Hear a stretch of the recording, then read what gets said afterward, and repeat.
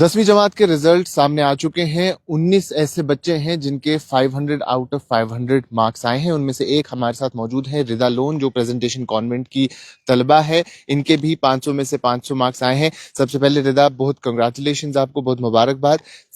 10वीं जमात को इसलिए इम्पोर्टेंट माना जाता है क्योंकि ये एक माइलस्टोन है, एक स्टेप है। उसके बाद आप अपना करियर जो है वो चूज करते हैं। तो किस तरीके से देखते हैं अपनी इस अचीवमेंट को? Thank you so much first of all. तो 10th की जो ये जर्नी है ये बहुत इंपॉर्टेंट होती है एक स्टूडेंट की लाइफ के लिए। तो ये आपको कॉन्फिडेंस बिल्ड करने में हेल्प करती है और ये आपका करियर जो है उसको भी कहीं ना कहीं पर ये हेल्प करती है बिल्ड करने में। तो मैं बहुत खुश हूँ और मैं बहुत खुश हूँ कि सब लोग जो है घर पे खुश हैं। तो this achievement is really a milestone for my life and I am really happy for it. आपके स्कूल का कितना कंट्रीब्यूशन है, क्योंकि उसी स्कूल कैंपस में अभी हम खड़े हैं। किस तरीके से सपोर्ट मिलता था, मोटिवेशन मिलती थी इस सब चीजों के लिए? तो कंटिन्यूअसली जो है टीचर्स का हमेशा सपोर्ट रहा। हमेशा जो है स्टाफ फैकल्टी उनने हमेशा जो है मेरी हेल्प की। उनने मेरा पोटेंशियल देखा और मुझे ये रियलाइज़ करवाया कि मैं भी अचीव कर सकती हूँ। तो उनका बहुत ज़्यादा कंट्रीब्यूशन है and I am thankful for that. जैसे आपने कहा कि आप खुश हैं, पेरेंट्स खुश हैं, और ये एक अच्छी बात रहती है कि बच्चा किसी मकाम पे पहुंचता है। 10वीं जमात के जो नताइज हैं उसमें 85% इस बार हमने देखा। तो सिलेबस क्योंकि इस बार चेंज हुआ था, उसमें रिडक्शन देखने को मिली थी और सेशन भी चेंज हुआ था। तो क्या वो एक प्रॉब्लम रही थी शुरू के दिनों में?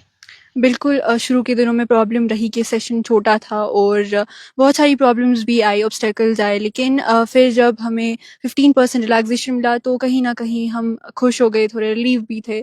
और फिर हमारे पास एक चॉइस रही कि जितना हमें आता है वो हम अटेम्प्ट कर सकें।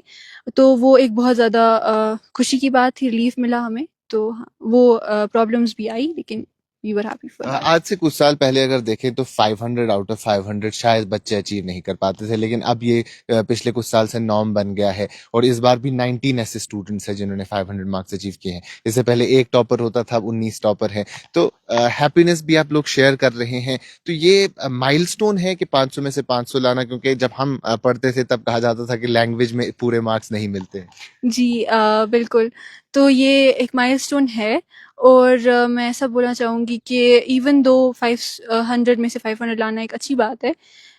तो पहले ऐसा नहीं होता था, तो मैंने भी एक्सपेक्ट नहीं किया था कहीं न कहीं। मुझे भी लगा था लैंग्वेज में शायद कट जाएँगे, लेकिन 500 I am very thankful for that. तो हाँ। पेरेंट्स का कितना सपोर्ट रहा इस सब में? पेरेंट्स का बहुत सपोर्ट रहा। जब भी कभी डीमोटिवेट हो जाते थे या स्ट्रेस होता था तो वो मुझे ये रिमाइंड करने में हेल्प करते थे कि मेरा कंपटीशन किसी और से नहीं बल्कि मेरे खुद के पास सेल्फ से है। तो मुझे अपने से बेहतर करना है, किसी और से नहीं। तो उनका बहुत ज़्यादा कंट्रीब्यूशन रहा and I am really really truly thankful for them, क्योंकि उनने हमेशा मेरे साइड में बैठकर जब भी मैं पढ़ाई करती थी तो हमेशा मेरे साथ बैठकर उन लोगों ने भी वो सैक्रिफाइसेस उठाए हैं। तो that is I am really immensely happy for that कि वो भी मेरे साथ ये खुशी शेयर कर रहे हैं। जैसा आपने कहा कि सेशन छोटा था, तो इस सब में शेड्यूल क्या रहता था? कितने टाइम पढ़ाई होती थी, किस तरीके से पढ़ाई होती थी?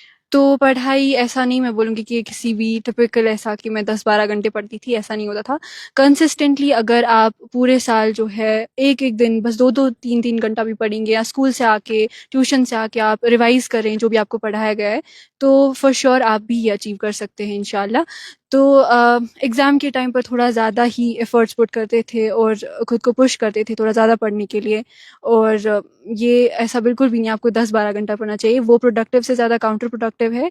तो हाँ, बहुत ही नॉर्मल सा शेड्यूल होता था, ऐसा कोई हाइपर कुछ भी ऐसी चीज़ नहीं होती थी। कई सारे बच्चे हैं जिन्होंने टॉप किया है और कई सारे ऐसे भी हैं जिनके मार्क्स कम आ गए हैं या वो इस बार क्वालिफाई नहीं कर पाए। तो क्या कुछ कहना चाहेंगे उन बच्चों के लिए? क्योंकि हम इसको इस तरीके से भी समझते हैं कि अगर जो पास हुए हैं उनके लिए तो अच्छी बात है, जो शायद फेल हुए हैं, failures are part of life also. बिल्कुल। तो आपको बिल्कुल भी डिमोटिवेट नहीं होना है। 10th के मार्क्स बहुत ज़्यादा इसको बोला जाता है कि this is the standard class और आपको जो है इसमें बहुत अच्छा स्कोर करना है। अगर आप नहीं भी हैं अपने मार्क्स से सैटिस्फाइड तो we have something more important in our life coming. 11th-12th हमारी करियर का बहुत ही एक फाउंडेशन 2 साल होते हैं, तो उसमें आप मेहनत करिए। और अगर आप क्वालीफाई नहीं हुए हैं तो आप बिल्कुल भी डिमोटिवेट ना हो जाइए। आप मेहनत करिए और आपको ज़रूर उसका फल मिलेगा और इसमें कोई भी दुखी होने की बात नहीं है। And to all of the people जिनने अच्छे मार्क्स स्कोर किए हैं, जो अपने मार्क्स से सैटिस्फाइड हैं, तो कांग्रेचुलेशंस उन सबको और माशाल्लाह आप लोगों को आगे भी यही कामयाबी मिलती व्हाट इज द रहे। Future plan now? I am thinking of opting for medical. As usual जो भी टॉपर्स होते हैं वो यही बात कहते हैं। दिस इज नॉट समथिंग जो टॉपर्स बात करते हैं, it sort of aligns with my childhood interests और लॉन्ग टर्म गोल्स। सो चलिए, thank you so much Rida बात करने के लिए and thank you. Congratulations once again. Thank तो यू ये सो थे रिदा लोन जिनका 500 आउट ऑफ 500 मार्क्स आए हैं और जैसा हमने कहा कि इससे पहले भी कि कई सारे ऐसे बच्चे भी हैं जो ये देख रहे होंगे, वो शायद ऐसे डिमोटिवेट भी हैं, लेकिन कुछ ऐसे बच्चे भी होंगे जो इनकी इस जर्नी से मोटिवेट होते होंगे। तो उन तमाम तर लोगों के लिए जो इस बार क्वालिफाई नहीं कर पाए हैं, एक बार फिर से कह दें कि वही लोग हारते हैं, वही लोग गिरते हैं जो कोशिश करते हैं ऊंचा उड़ने की। तो इस बार आप अगर हार गए हैं, अगली बार जरूर आप जीतेंगे। तो इस सब चीज को हावी ना होने दें, खुद पे और मेहनत करें और बेहतर करें। ये बस एक छोटा सा स्टेप है, लेकिन इसी स्टेप से फिर आगे जाके आप बढ़ते हैं। अभी के लिए इतना ही, बाकी तमाम मजीद